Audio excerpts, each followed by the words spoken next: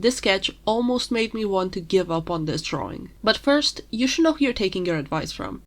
I'm Vopse. I'm a self-taught artist that's been drawing for a long time, but only recently started locking in. Here are some of my artworks. If you want to see more, consider subscribing or following my socials. I post whips, full pieces, and general updates around there. I also take commissions, which you can find on my Ko-Fi or on my card. Links in the description. So, when I started this drawing, I didn't have a very clear direction of what I wanted. I just thought, what if we drew archangels? Which one? That one. Which is why my thumbnail sketches are echoes of that indecisiveness. For those unfamiliar with the term, thumbnail sketches are these very simplistic, condensed, early versions of a drawing. I believe they're heavily utilized by comic or manga and even animation artists. Their purpose is to offer a compact look at your piece, which helps with the composition and value, because your eye is perceiving a small space all at once rather than a huge canvas. After brainstorming a few of these sketches, I settled on one and got to work.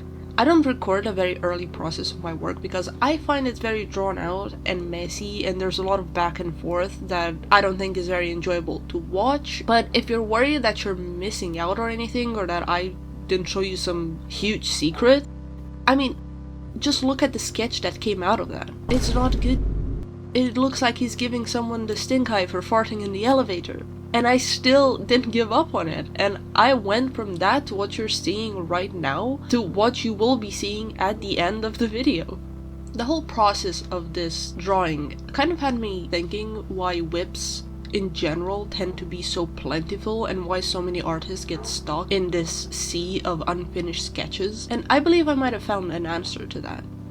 I think a lot of people have the tendency of putting down their work before it even has a chance to get defined. Some of you guys are acting like those teammates on Marvel Rivals that call for a surrender during the first round and refuse to play the game further because they think that it's over. You guys type GG well played in the chat just because you spent one round getting stomped. You don't try to switch, you don't try to do anything new, you just accept your failure and you want to move on to the next game, and you'll do the same thing for the next several games until you find that one game where you're put up against a team that's a lot weaker than yours and you're at an obvious advantage, and that's the one you commit to. But what's funny is that that one doesn't teach you anything, and I feel like that mentality applies perfectly to art as well.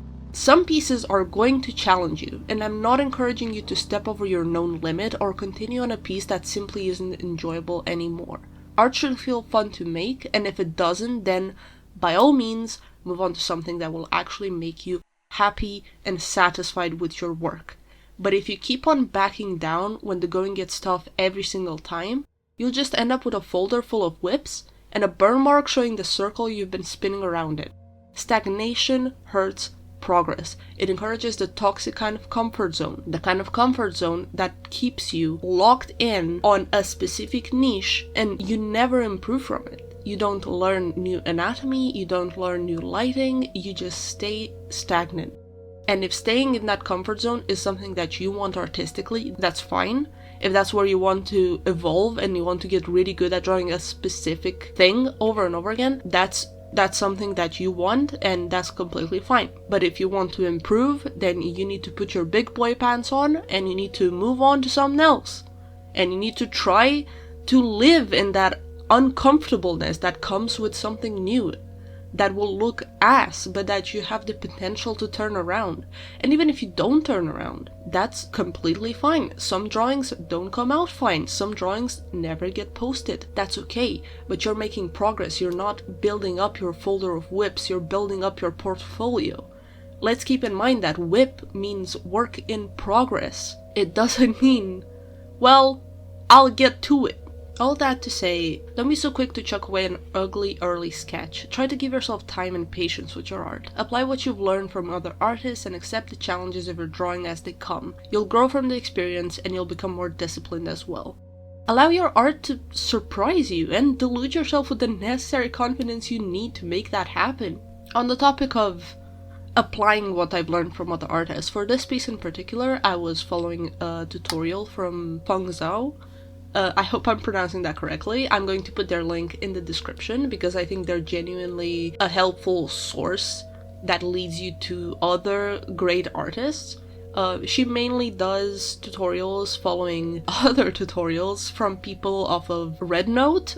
I'm not even gonna try to mess with pronouncing the Chinese name, but Red Note is basically a holy grail for semi-realism. The tutorials that I've seen on there are crazy. Let me know if you'd like me to ever do a video where I follow a tutorial from there, or I try to draw inspiration from one of the artists there. I think that would be mad interesting. Also, let me know what you thought of the video. Like it if you like it, dislike it if you disliked it, and I will see you in my next post.